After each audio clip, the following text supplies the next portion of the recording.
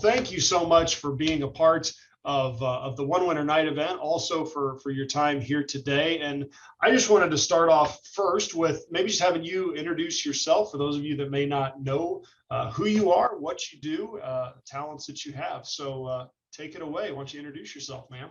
Oh, thank you so much. I'm Lia Caton. I'm a wife, a mom to two teenagers.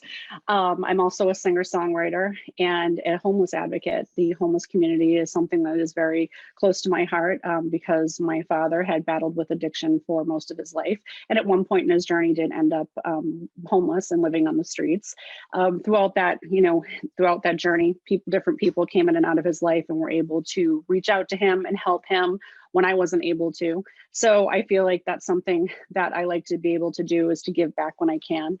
I'm the former employment specialist for DuPage PADS up in DuPage County, working with their homeless organization. So I have, worked in that environment as well very closely and understand the challenges that you face every day.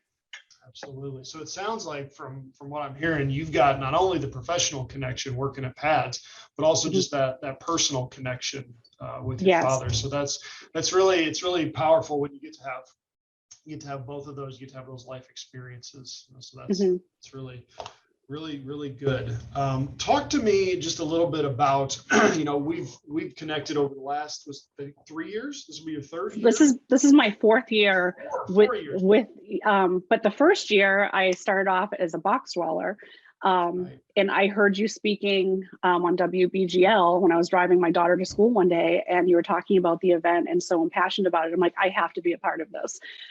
So I became a box dweller and I went down and experienced that. And that was literally a life-changing experience for me. It was, I don't think it was like 18 degrees or something like that. It was so cold, and spending the night in a box, no one should ever have to live like that. And I just feel like that's just such a unique experience as a human to be able to walk into that situation. So I did that, and Jonathan from WBGL was nice enough to have me come up and be a speaker at your event that evening. So that was just a really cool experience, just to meet everybody and meet yourself and be a part of it. And then for the past 3 years, you've been gracious and you've asked me to come and perform at the event. And that's just been so much fun. So I'm so excited to be able to do it again this year. Well, we are excited to have you. I couldn't remember. I knew it was 3 years of given what's the word I'm looking for? 3 years of performing, obviously. And I had actually, I'm glad you refreshed my memory. I'd forgotten about being a part of Camp WBGL. Man, 4 years. The time just flies, doesn't it? I was looking at it and I'm like, I went back to my photos. I'm like, 2019. I'm like, that has flown by. So we did have the, pandemic in the middle there that was kind of put us all on pause. But yeah, just that little thing. Just a little, yeah.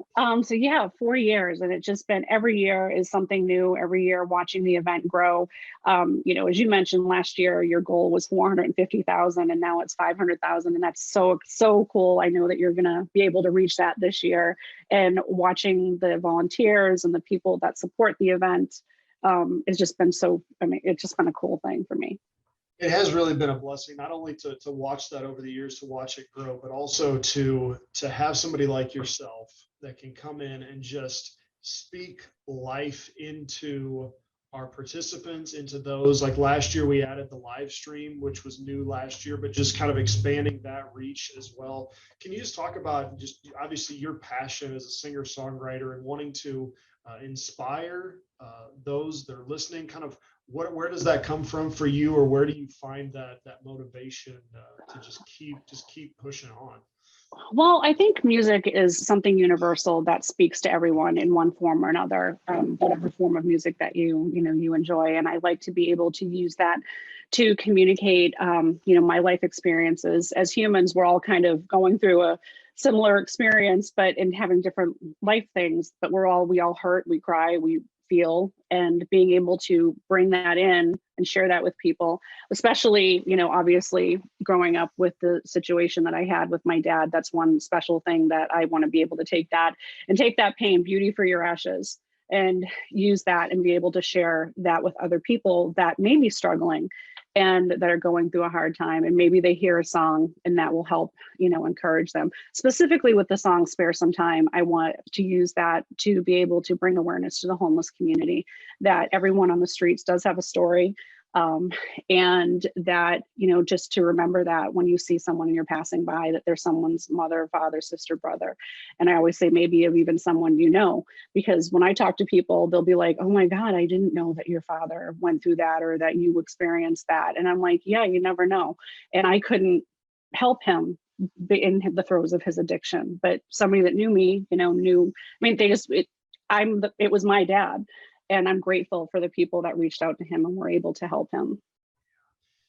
Addiction is one of those things, trauma, addiction, mental health, all of these different aspects that come together that are kind of some of the reasons, some of the underlying issues of why somebody finds themselves in a really tough spot. And addiction is one of those that I think is really hard for us to understand. If you haven't gone through it, or you haven't seen Sure. somebody that's gone through it, it's just so difficult.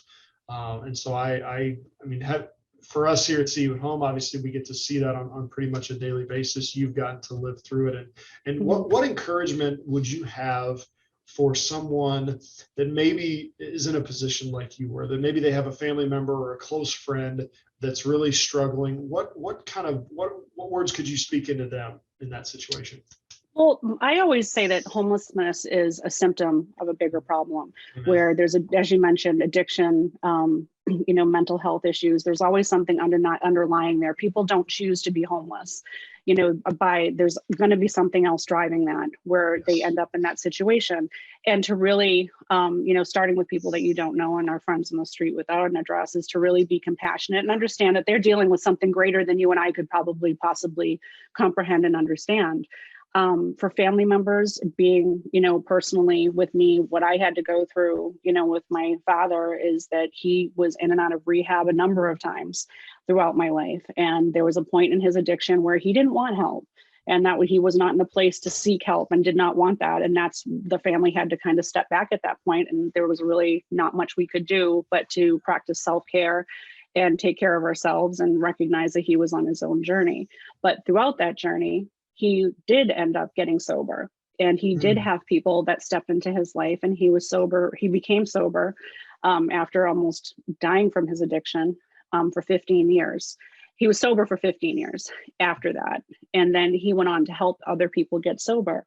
So that might not be everyone's journey, but there's always having hope that it might be. And as a family member, is just practice self-care, practice compassion, and just be there when they're ready for help. I was estranged from my father for most of my life, and then specifically for a 5-year period before he was found living on the streets. And I had never thought that I would ever reconnect with him. And that he went on to be able to have a relationship with me and his granddaughter and grandson and family members that he didn't have before. And there was hope, and it did end up ending up well for him. So just to hang in there. It's not everybody's story, but it can happen. Yes, I love the hope concept. Just having hope, holding on to that there can be something better. Maybe that person will turn a corner. That's so powerful. Well, Lia, talk to us a little bit about just kind of maybe some of the songs that you're thinking about playing for us that night. What kind of inspiration are you wanting? Are you going to be bringing there for those that may be watching this beforehand, or maybe actually watching at one winter night? What can we expect there? Yeah, well, I'm actually putting my list together. The two not standbys, but go-tos that I always do that I love are obviously going to be Spare Some Time. That's my inspirational song to get everybody, to get to the volunteers and our friends that are there. Keep My Eyes on You is my latest single that's going to be released, and that's just it's a faith-based song, just to, when you're going through a tough time, to keep your eyes on your family or your faith, whatever's going to get you through, as well as a new song that I'm writing. I'll be playing that, and a couple of Christian songs as well.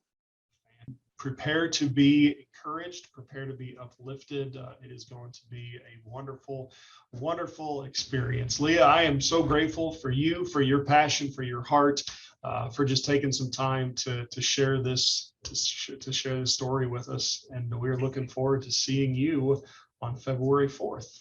Yeah, anytime, Rob. My pleasure. I'm so excited to be a part of it.